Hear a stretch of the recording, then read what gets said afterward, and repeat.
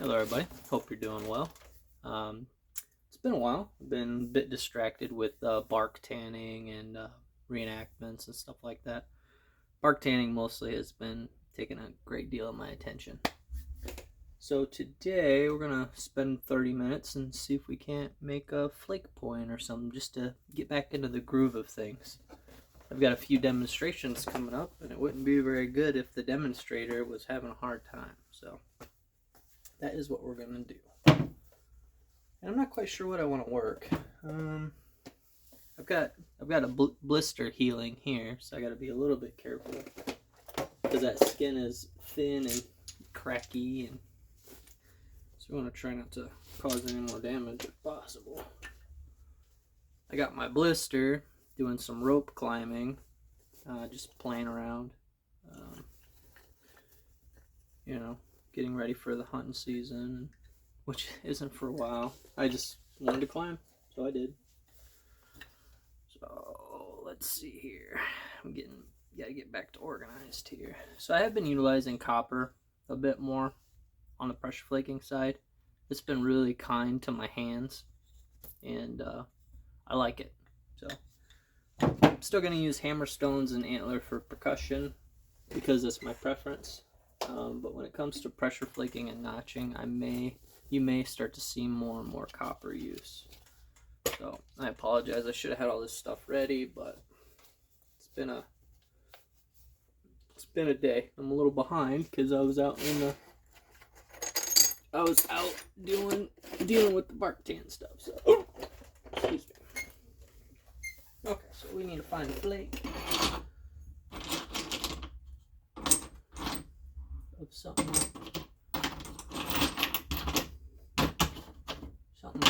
pretty, maybe. Let's see what we got in here.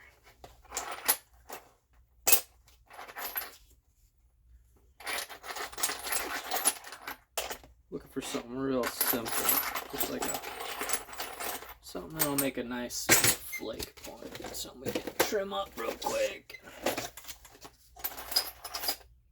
I think that'll work. So here's a nice little flake, good 3/16 1/8" thick. And in case we break it, let's grab. How about this guy? Look at this guy. Tons of character. So we'll play with this guy too. Only got 30 minutes, but we'll see what we can do. Probably start with the Burlington first. This is Burlington Chert. Comes from Missouri. Sorry. If you live in Missouri. Never mind. I just forget what I said. Okay, here we go. Let's see. We got this, and we gotta do this. We're gonna go ahead and trim up all the excess here. We'll make the thickest part the tip, but our point isn't gonna be this big. There's no way. So we're gonna trim it up with a bit of bipercussion.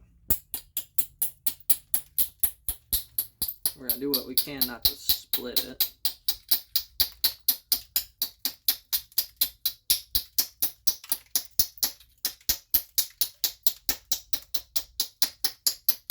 No sense in causing more harm than good, so turn my fan on a little bit.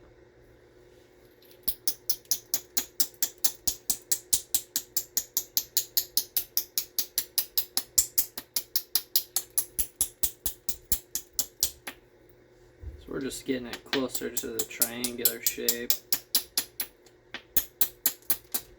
That way we don't have to work so hard on pressure flaking and all that.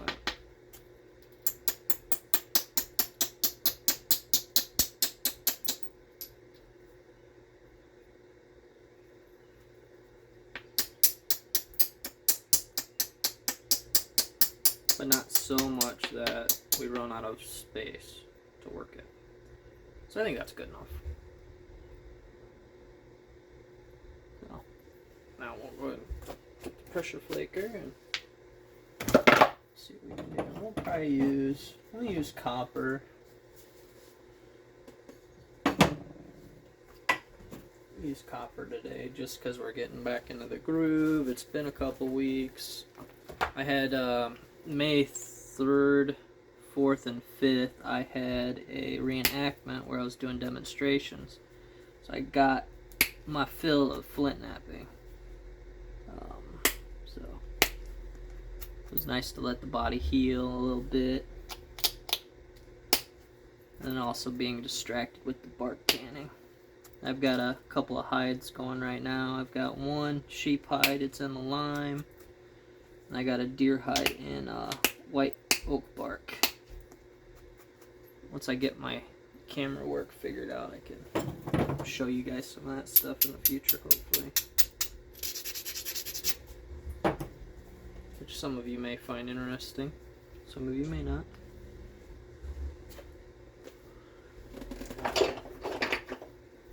And I have a demonstration coming up here in June. And then I have Fort St. Joseph coming up in August. And another reenactment in September. So it's a lot of fun. I enjoy it. I'm not the best flint napper there is, but I like to share. You know, if I could sell a little bit of work, buy more rocks, that just helps out other people. So it all works out pretty decent.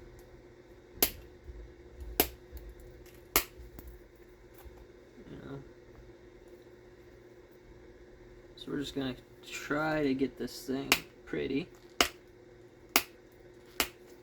We probably won't have flake scarring all the way across it, just because it is a flake. So you're not gonna get that convexity that you need, that concavity you need, the lens shape you need. So it's a little bit harder to get flakes to drive all the way across when you're dealing with something like that. And then not to mention squeezing too hard and breaking it. So what we're doing now is we're just trying to get the tip cleaned up, and then we'll work our way towards the base.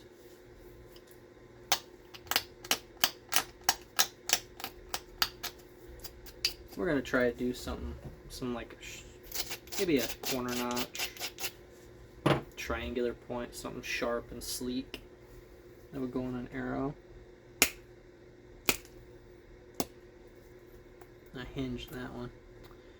Didn't sound right.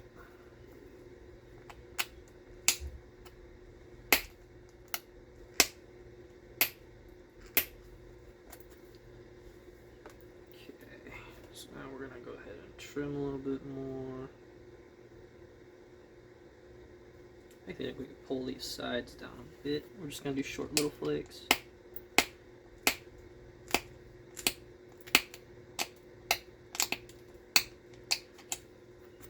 Kind of a weird looking. We want to pull this base in anyway. It's a little thin. What I'm really liking about the copper is it holds its edge a lot nicer. It's not affected by humidity. It stays rigid. So it's a really cool tool.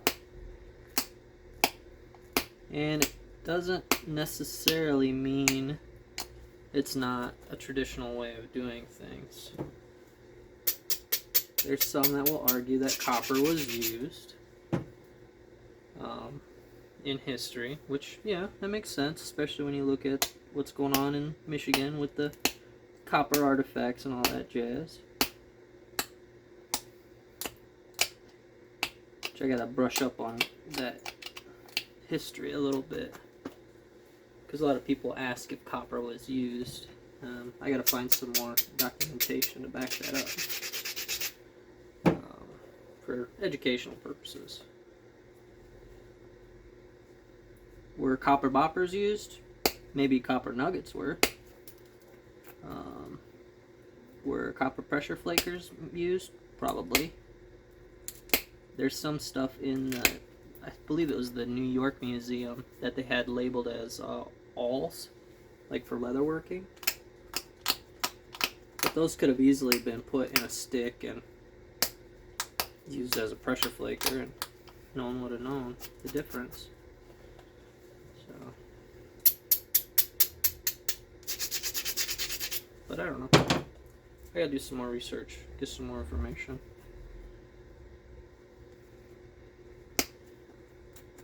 I mean, the only thing I could tell you for sure they didn't use for flint knapping was steel. They did not use steel for flint knapping. Or iron. Refined iron. Like a steel nail. I can guarantee they didn't use a steel nail. But that doesn't mean they didn't take a piece of copper and flatten it down. Something else I really like about copper is this particular handle I kept the bark on. I think this is a piece of mulberry. And I just drilled a hole in the center so it doesn't split. And it's just great. It's real grippy and it feels good in the hand. And then this is another one I made out of I don't know what kind of wood that is. Oh, no, this is one I got from somebody. It's just in a dowel. And it's just something I flattened down. This is my notcher. And I took it on my grinder and dug in these grooves so it holds on a little bit easier. So.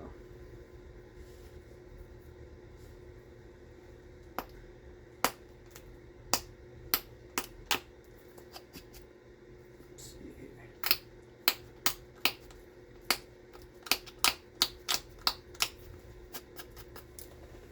Just keep refining it.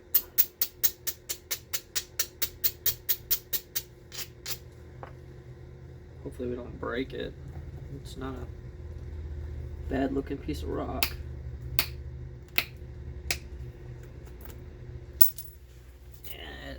And then I drop it on the floor.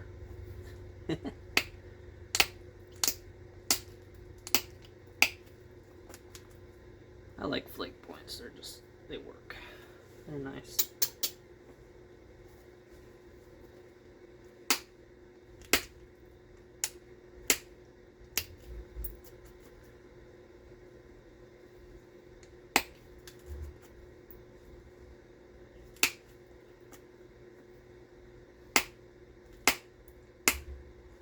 This is made, using the copper pressure flaker has made flint knapping more enjoyable for me. When I first was experimenting and learning, I was using an aluminum gutter nail and then I went to a copper pressure flaker. But then when I wanted to learn traditional, abo, whatever you want to call it, I used solely antler or bone for a while, a couple years. And I'm coming back to copper because I like it. And it's easier on the hands.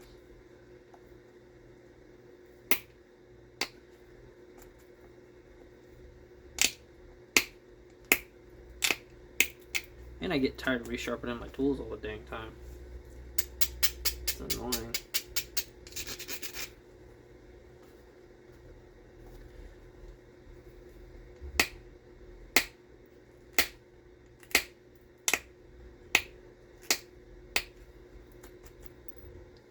So here's where we're at.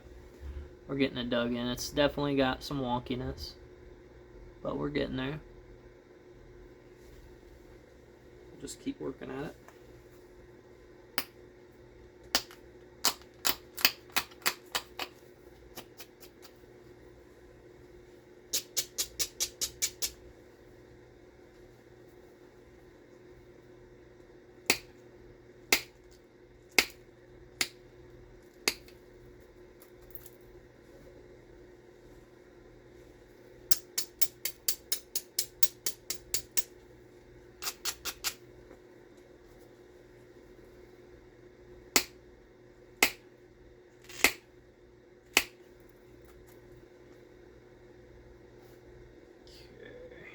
This, it's got to chew in quite a bit, I think.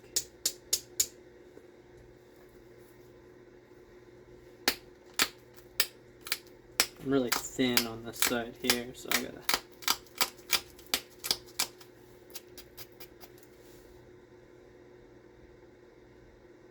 I think there's a critter in my garage.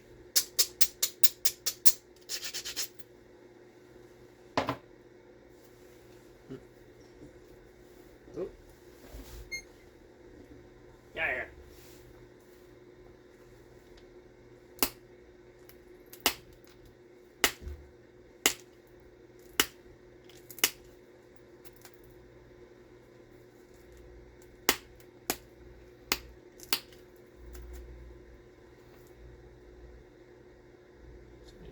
curviness out of this side and pick that corner up.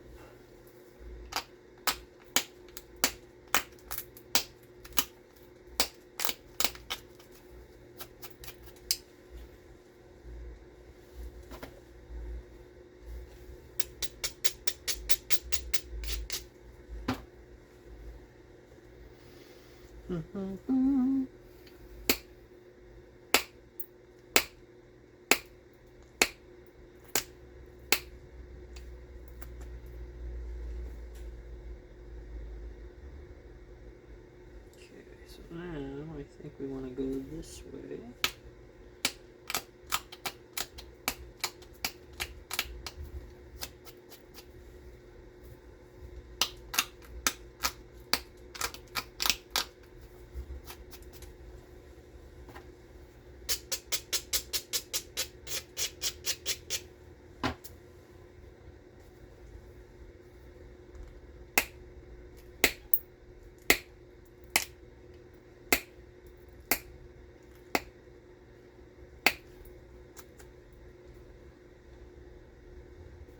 Okay, so we're starting to get our symmetry a little bit nicer.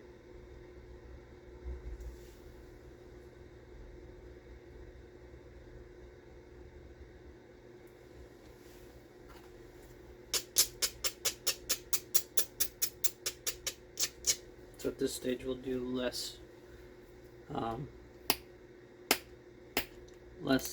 shearing and more abrading.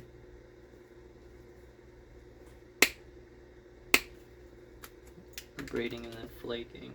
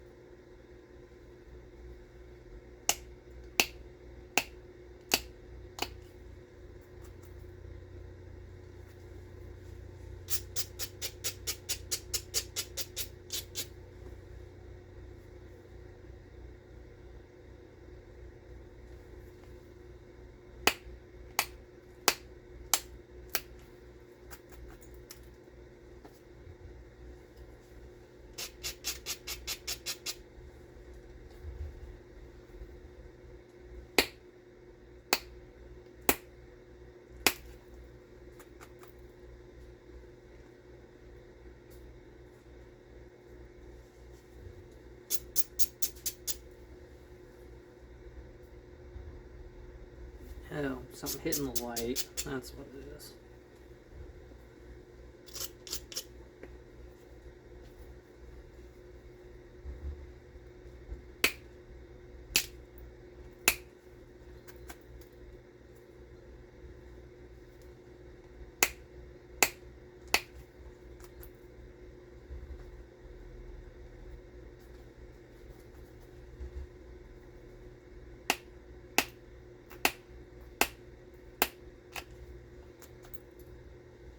Okay, getting closer.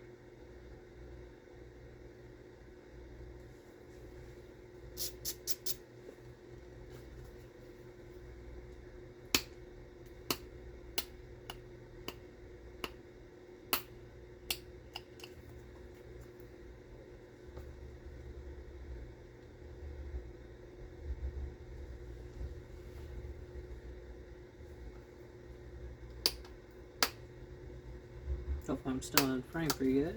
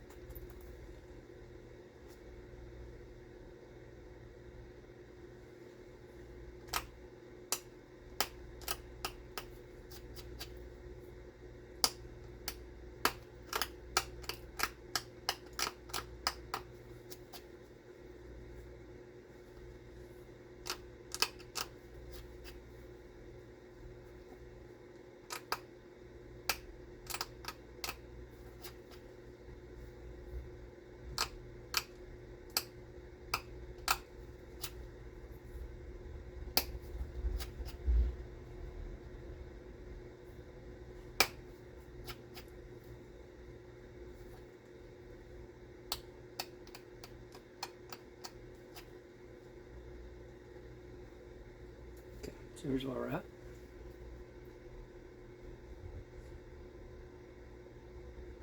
We're gonna go ahead and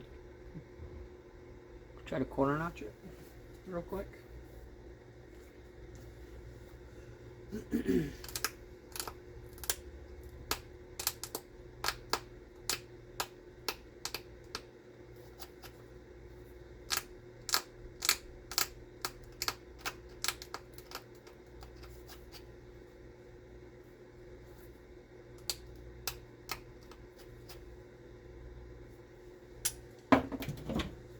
So I'll use this and need my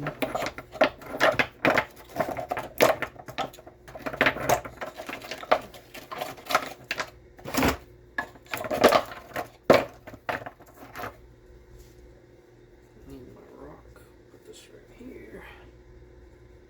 I'll go ahead and try to notch it.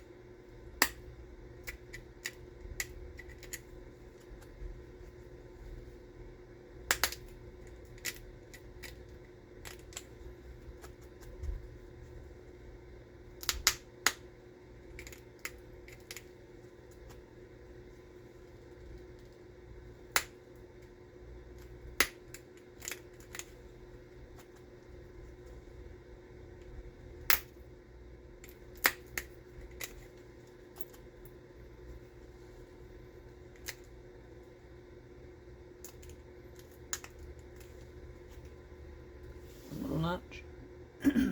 That barb's a little wonky, but it'll be alright. Gives it character.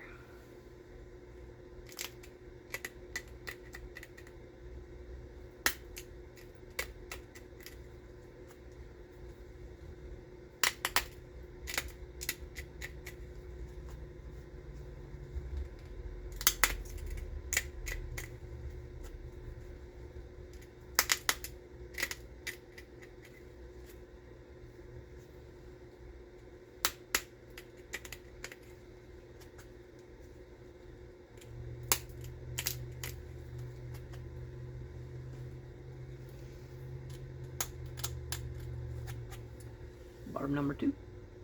So now we're just gonna try to make them look the same.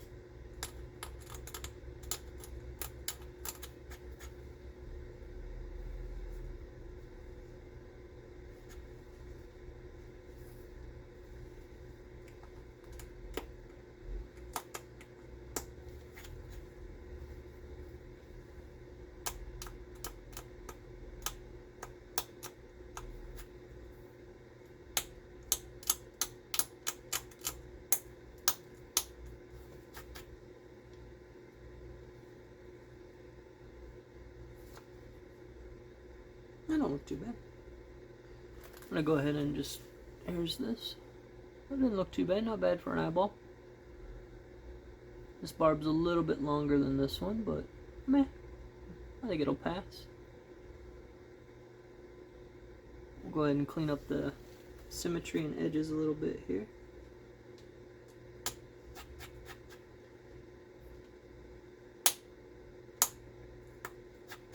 Corner of the notch works well.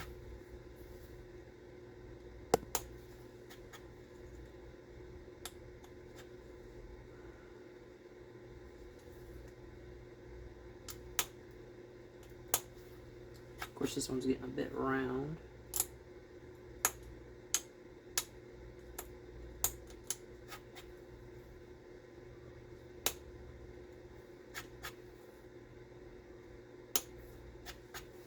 Switch this so I can get a little bit more color contrast here.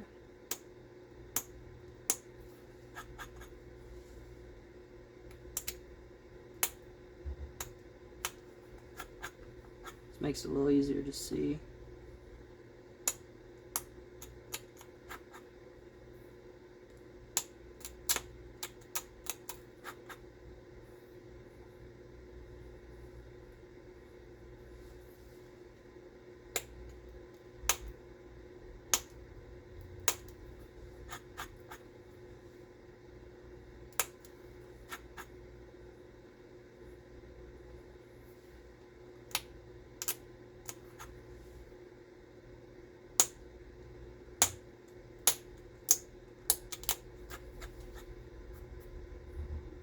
Got a little wonky here.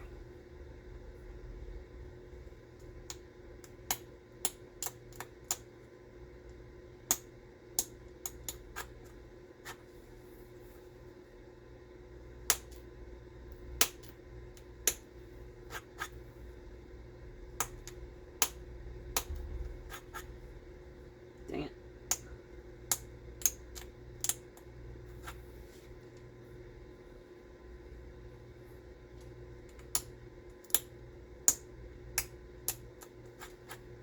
Just kind of broke in a weird way.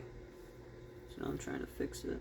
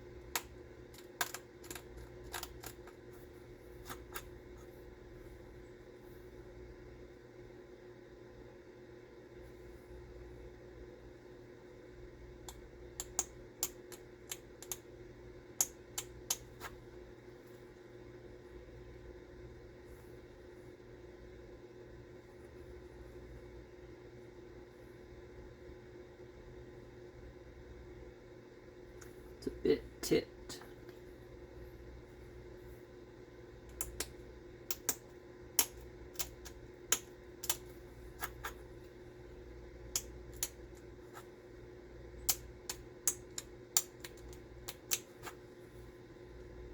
That's a little better.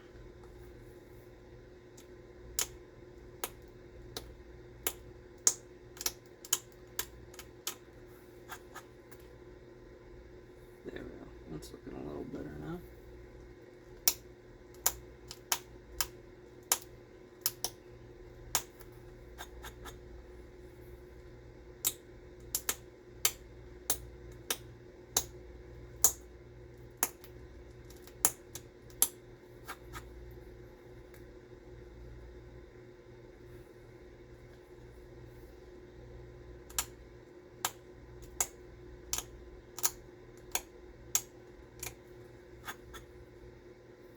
Obsessing about symmetry will get you nothing. It'll get you a nubbin. Alright, so we'll leave this alone. I think this would definitely go on an arrow, no problem. But here we go. A little side notch here. Try to get a little closer for you guys. Get my beard out of the way.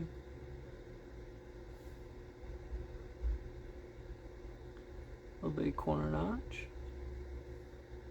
Nice sharp tip.